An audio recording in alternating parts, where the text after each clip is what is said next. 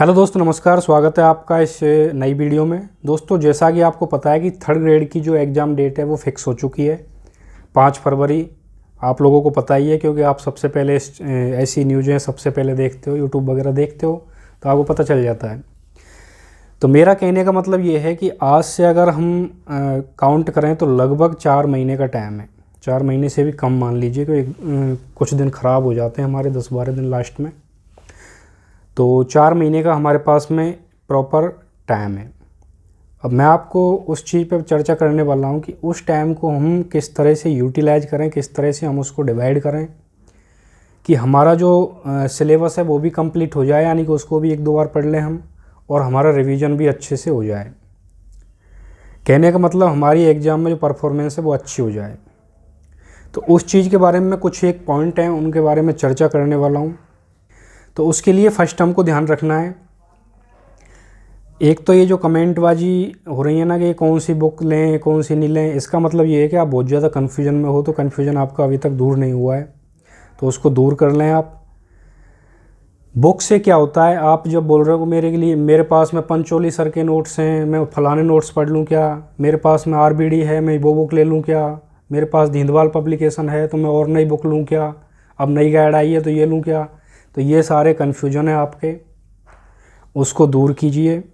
आप बुक क्यों देख रहे हो भाई साहब? पहले जो सिलेबस आता था ना, वो गोल मोल में सिलेबस आता था, यानी कि एक पॉइंट लिख दिया कि राजस्थान जी के आएगी। अब कोई पता नहीं रहता था उसको, तो उसके लिए बुक सेलेक्ट करने में काफ़ी टाइम लगता था कि कौन सी बुक सेलेक्ट करें जिससे कि ये पूरा का पूरा मैटर क्लियर हो जाए। अब हमारा जो सिलेबस है वो पॉइंट वाइज है, मतलब एक एक पॉइंट लिख रहा है, तो आपको इतना घबराने की ज़रूरत ही नहीं है। आपको वो पॉइंट क्लियर करना है बस, चाहे वो या बुक में से करें, चाहे या बुक में से करें, चाहे किसी भी बुक में से आपके पास जो भी पुरानी से पुरानी बुक पड़ी है उसमें से करें। अगर आपकी ज़्यादा ही इच्छा है, ज़्यादा ही आपको पैसों की ज़्यादा वो हो रही है, तो आप एक कोई नई बुक ले आएं। काफ़ी बुक आ रही हैं, उनसे थोड़ा अट्रैक्शन भी बढ़ जाएगा बुक के लिए। बाकी मेरे हिसाब में आपको जो पॉइंट क्लियर करना है, जैसे मान के चलो हमारी हिस्ट्री में 1857 की क्रांति है। 1857 की क्रांति को आप एनसीईआरटी से पढ़ लो, या कोई गाइड से पढ़ लो, या कोई स्टैंडर्ड बुक से पढ़ लो, या कुछ भी नहीं है तो आप अपने नोट्स से पढ़ लो। नोट्स तो बनाते ही हैं सब, बिना नोट्स के कोई तैयारी नहीं कर रहा। तो आप उस चीज़ पे ध्यान दें, आप कोई बुक वगैरह के चक्कर में नहीं पड़े। सबसे पहली बात है, आपको टॉपिक क्लियर करना है। सबसे पहले अपनी जो दीवार है उसके आगे जो प्रिंट निकलवाते हैं सिलेबस की, उसको चिपका लो। चिपकाने के बाद में आपको अपना टारगेट बनाना है। टारगेट ये बनाना है कि हमको सिर्फ 3 महीने में ये कोर्स क्लियर करना है। वो लास्ट का जो 1 महीना है ना, उसको रिवीजन के लिए रखना है और ऑब्जेक्टिव टाइप क्वेश्चन के लिए रखना है। उसमें हम सिलेबस से संबंधित कोई भी मैटर हम नहीं छोड़ने वाले उसमें। तो सबसे मेन पॉइंट यही है कि आपको जो अपना पाठ्य पुस्तक है, जो हमारी जो स्टडी मटेरियल है, उसको सीमित कर देना है। सीमित करने के बाद में हमें 3 महीने में सब कुछ रेडी करना है। तो उसके लिए आप टारगेट दो और टॉपिक क्लियर कीजिए। हमारी 1857 क्रांति क्लियर हो गई, पेन से लगा दिया निशान। साइंस में क्विज का क्लियर हो गई, लगा दिया पेन से निशान। मैथ में प्रायिकता वगैरह हो गई, उस पर निशान लगा दिया, प्रतिशत, एसआई वगैरह, एसआई, सीआईएसआई। तो वो चीज़ें हैं, आप जब निशान लगाते जाएंगे तो जब आपको पता चलेगा कि मेरे इतने सारे निशान हो गए, तो आपको ऑटोमेटिक कॉन्फिडेंस आ जाएगा, आपका जो सिलेबस है वो ऑटोमेटिक कंट्रोल हो जाएगा। दूसरा सबसे मेन पॉइंट ये है कि जब आप अपना सिलेबस स्टार्ट करें, क्योंकि शुरुआत में जब परेशानी आती है ना, हमको स्टार्टिंग में आती है। अगर स्टार्टिंग बढ़िया से हो जाती है फिर तो फ्लो में हो जाता है सब कुछ। शुरुआत अच्छे से करो। शुरुआत करने का मतलब ये है कि आपसे जो टॉपिक आ रहा है, जो टॉपिक आपका क्लियर है, जो आपको सरल लगे, आपको अच्छा लगे, जिसमें आपकी रुचि है, उसको पढ़ो। उसको पढ़ने से आपका वो टॉपिक क्लियर तो होगा ही, साथ में आपका कॉन्फिडेंस बढ़ेगा।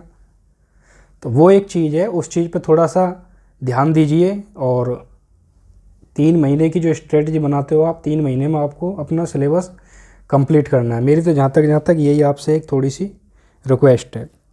1 महीने का जो टाइम है लास्ट का अपना, उस 1 महीने के टाइम को हमें ओनली ऑन रिवीजन और ऑब्जेक्टिव टाइप क्वेश्चन के लिए देना है।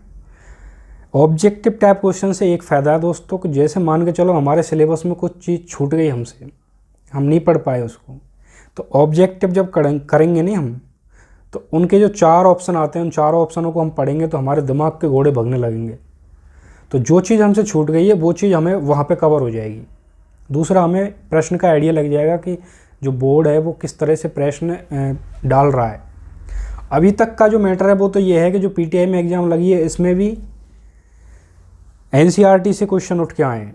अभी तक का जो मैटर है, जो मतलब पैटर्न है उसका, वो तो ये है। बाकी आगे भी यही होने वाला है, लेकिन थोड़ा जो डाउट है वो हमारा क्लियर नहीं है, तो उस चीज़ को थोड़ा सा क्लियर करके चलें।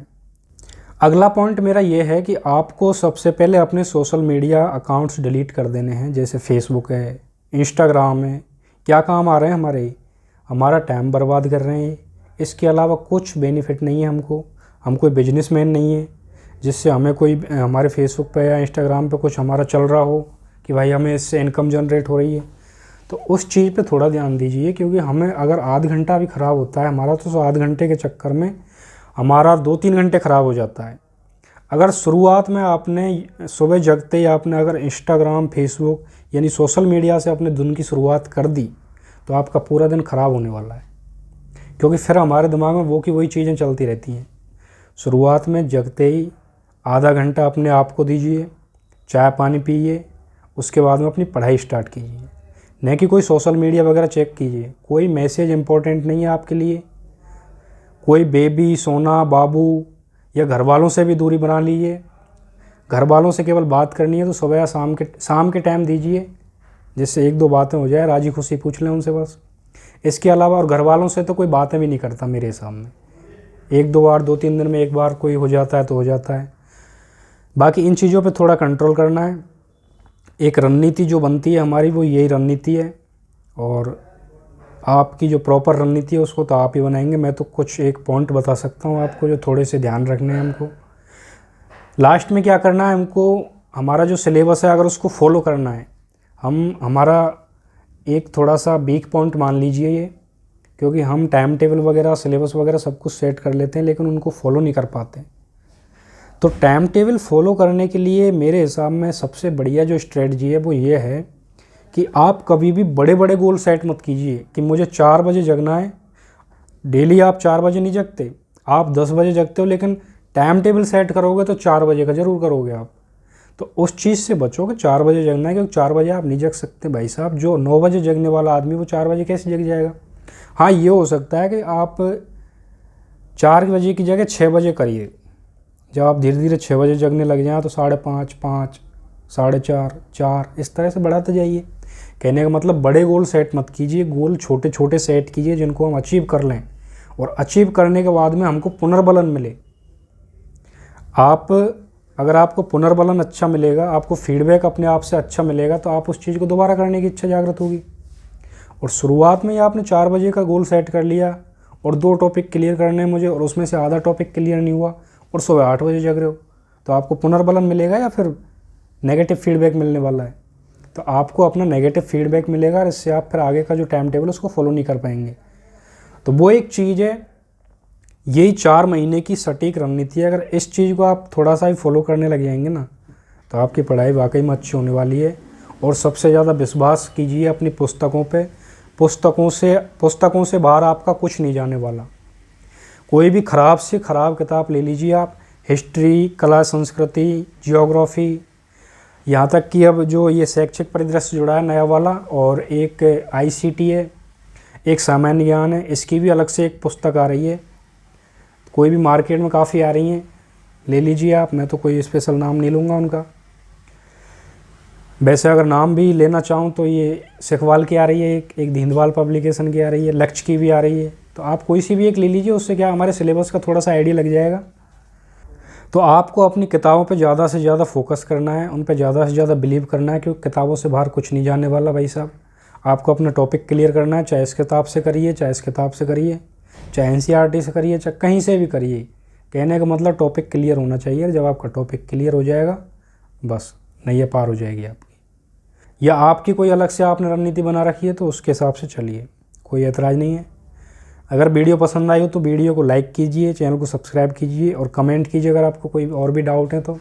कल की वीडियो में हो सका तो मैं आपको एक साइंस की बुक रिव्यू करने वाला हूँ, क्योंकि मेरा एक दोस्त है जो साइंस की बुक लेके आया है, तो वो मुझे काफ़ी अच्छी लगी, तो शायद हो सके उसका रिव्यू कर दूँ मैं।